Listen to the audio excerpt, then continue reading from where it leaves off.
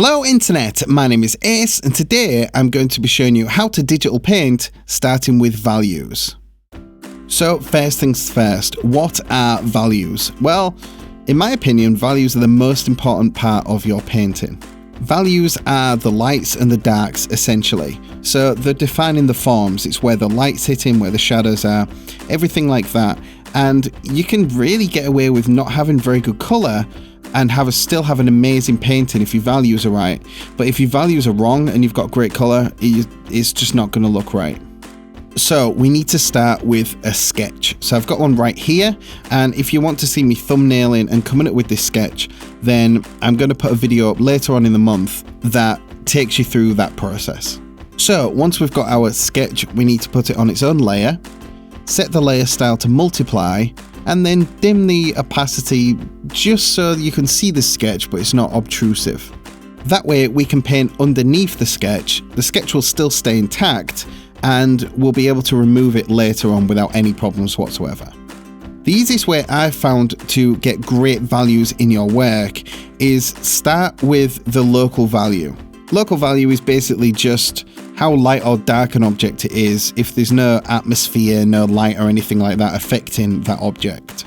Starting like this allows us to really make sure that the background values are either darker or lighter than the thing in front that we want to stand out, because the real way to direct someone's eye to the thing that you're actually wanting them to look at is by using values. So if there's something very light on something very dark, it's going to stand out a lot more than if you've got two similar values. Now here I've obviously got my background color, and the color doesn't matter at this point. You can do it in completely, turn the saturation off and just do it in black and white if you want. The reason why I do color is just because I like looking at color whilst I'm working. The actual saturation, things like that, they're not too essential at this point. So basically just pick any color and just work on the values. That's all you're thinking about, values, values, values. I'm putting these local values all on one layer, but you can do it on multiple layers if you want. You can work with masks and things like that. I tend to prefer to work without masks because I like that painterly feel. So if you're looking to use masks and things like that, there's a ton of videos out there on YouTube. I'll maybe do one day explaining a good method for using masks. But for this, I'm just working on one layer. Now we're on to adding shadow, which is defining the forms, making things that are round feel round and look round. So the way that I like to work is I'll start with a layer that is the lighter darks. Right, so bear with me for a second, this will make more sense in a minute. So I've got a layer that's above my local values but below my sketch, and on that I've set that to multiply, and I've set the layer opacity to around 40%. Now you can bump that up, bump that down, it just depends on how extreme you want your values to look. So what color are we using now with this brush? Basically I use the color picker to just pick the value that we're painting over. And because the layer is set to multiply, it will darken that. So we're just getting that local value and just using that as the core color. So here all we're doing is we're just finding things that are in shadow but are not the super dark shadows. I mean, it makes more sense if you're looking at the screen and you can actually see what's going on. Everyone always has the same question. Like, what brushes are you using, Scoob? And Shaggy, it doesn't matter. You'll probably have an easier time at the moment if you're using like a standard airbrush. You don't have to buy a ton of brushes or anything like that. Just anything that comes with standard with Photoshop will work for this. I went for like a kind of oil looking brush, which to be honest, if I'd have gone with something a bit more rounded, with a little less texture, I'd have had an easier time, but I'm basically just showing you that grab any brush and it doesn't really matter. So once we've laid in the lighter darks, it's time for the darker darks. I add another layer just above that one that we just created, and again set it to multiply, but this time I'll knock the opacity down to around 60%. Sometimes I'll go 80% if I want to be really dynamic with the values. But once you've done this a few times, you can adjust it to taste. So I'd stick with 40 for the lights and 60 for the darks just for now, just to follow along. Then you can experiment the more that you get used to this process. So as you can see, I'm just defining those forms a little more, finding the areas that would be darker. Now, it would be easier to work from reference. I didn't use reference for any of this picture. I normally do, but for this one I didn't. I went straight from the head. But if you've got a reference photo to work from, you can see how the light affects the objects it's hitting, where the shadows fall, how they blend into the light, etc. So for this, the light is coming from the top right hand side. It's super important to define your light source early on, because without a consistent light source, it's gonna be it's not gonna look right.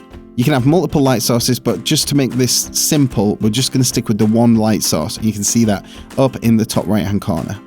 As you can probably tell, I'm not zooming in a ton and going in and out, because at this point, it's important to just get a concept of what the full image looks like.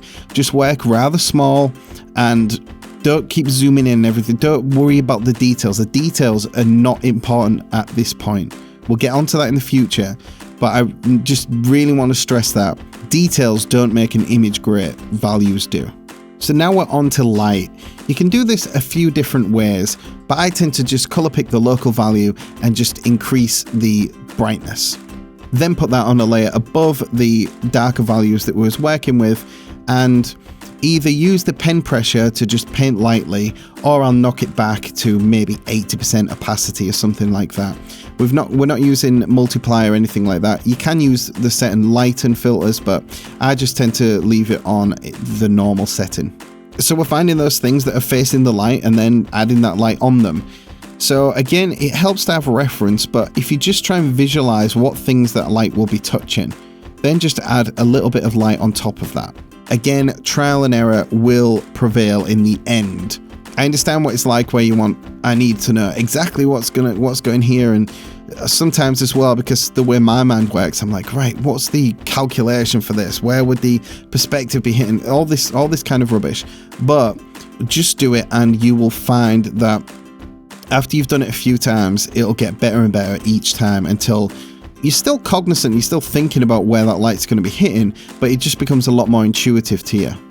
Once I've got my lights defined, I go and sometimes, not always, make another further darker layer. And this time I'm going really dark with it, and I'm just leaving the opacity on 100% and working on the ambient occlusion areas. So ambient occlusion is very simple. It's just the areas that no matter where the light is coming from, light's not going to get in there.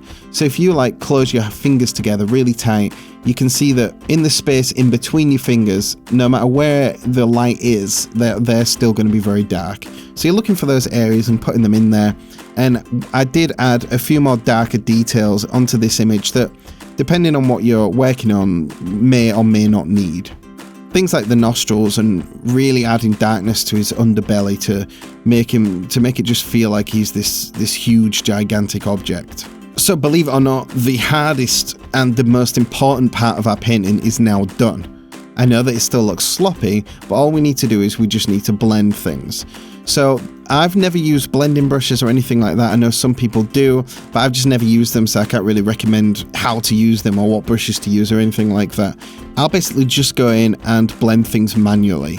So I'm just using a brush. Again, any brush will do, but if you want a bit more texture into your work, use a textured brush. If you want it to be a bit more smoother, use something like an airbrush or something like that.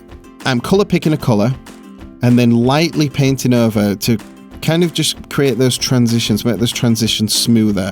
Then I'm color picking the color that I've just put down, which is in between those two, and blending them in between. I appreciate that sentence probably didn't make a whole lot of sense, but you're just trying to create smoother transitions. Now, this is the time when you can zoom in. You need to zoom in fact, and really just find those details and paint them in.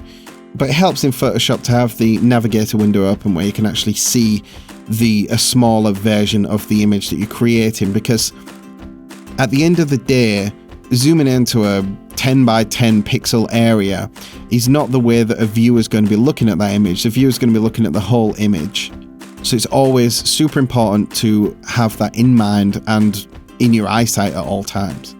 This is the most time-consuming part of it. Each step earlier maybe took me 10 minutes. But this is going to take you hours to do, a few hours, depending how blended out you want it. If you want it more realistic or more polished, then it's probably going to take you a fair bit of time of just lots of color picking. It's quite relaxing. You don't have to like focus 100%, so you can stick a movie on, stick a TV show on, and just use it as kind of relaxing downtime. If you notice, and you notice with the earlier steps, I don't tend to focus on one area specifically at a time. I'll do a little bit at the top, a little bit at the bottom, a little bit here, a little bit there.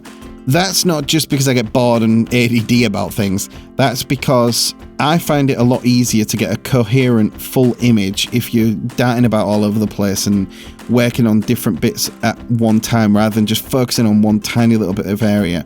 It helps your brain separate the actual thing that you're working on with the full overall image. So once you've got everything blended, that's when you can start going in and adding detail. So again, you're just color picking. If you need something darker, just make the color slightly darker, anything like that. You're just going in and you're finding details. Again, if you're working with masks, you're probably not going to have a great deal of cleanup or anything like that. But I tend to just work on 1, 2, 3, 4 layers and then have it quite painterly. So all these details, this is just on one layer. And then at the end, I just go out and paint out the areas that I've gone over. Then we can play around with the background a little bit, get something nice. Okay, once you've done that, you've completed a value painting. That's absolutely awesome. That last step, quite painstakingly long, but it makes the coloring so much more quicker and easier, which we'll be getting onto that next week. So keep an eye out for that video next week, where we take this image to its completion. If you have any questions, don't hesitate to leave them down in the comments below. Add me on Twitter, Facebook @AceConnell, and come join me on Patreon and get a ton of extra things, extra videos, one-on-one mentorship, Google Hangouts, Sketch Club. There's so many things on there, so just go and check that out. Right, so once you've hit that subscribe button down below, have an awesome, awesome, awesome week, and until next time, I'll see you later. Bye-bye. If you want to support me and in turn grab some awesome goodies for yourself, such as early and extra videos and Google Hangouts with me from as little as $1 a month, head on over to patreon.com/AceConnell. I'll see you there.